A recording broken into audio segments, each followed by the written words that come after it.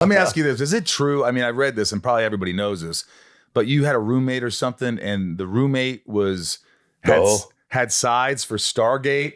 And when they were gone, you looked at the sides and said, ooh, I want to do this, and called your agent and said, get me an audition for this? It was my best friend. What? From high school. Are you still friends? Who had a roommate. We didn't live together. I was picking him up we were going to go play basketball or something. And his roommate was in the shower. I just happened to see these sides. So, I want to do this. I'm like, what the fuck am I? I'm not in on this. So I called my agents. I was like, have you heard of this? And they're like, oh, yeah. So why the fuck am I don't answer. Either I get in on this or I leave you. You really said that? Yeah. Well, they said, obviously they got you the audition. Yeah.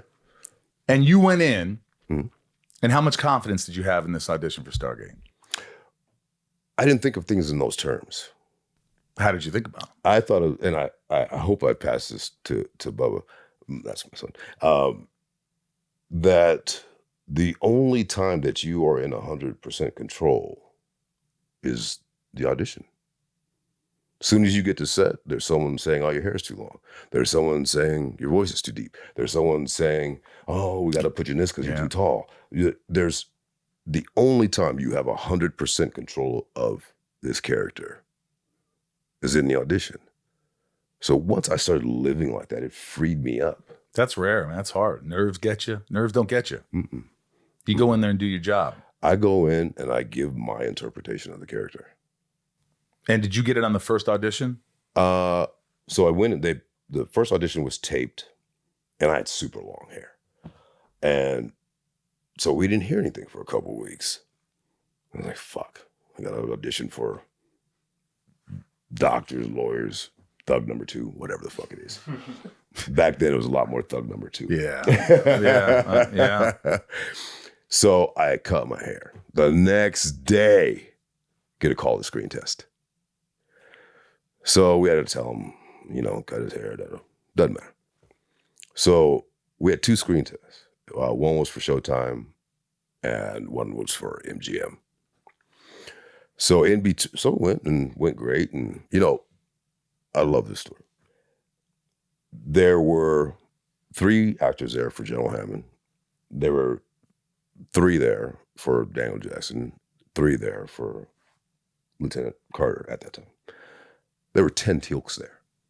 10? 10. There were black Teal'cs. Well, one other black Teal'c who was Tommy Chong's son. Yeah. Was he high? And then, No, I don't know. Bruh, no. Hey, man. He was cool, though. For Teal'c, man. He was cool, though, No, man. no. Because, he had just come off The Matrix. Yeah. So, oh, fuck. There's white Teal'cs, Asian Teal'cs, Hispanic Teal'cs. They really don't know what the fuck they want. Which emboldened me even more. Yeah. So I think our MGM audition screen test was first. So they started reading off the names of the people who wouldn't continue on. So there's more and more Teal'cs leaving until I'm the only Teal'c left.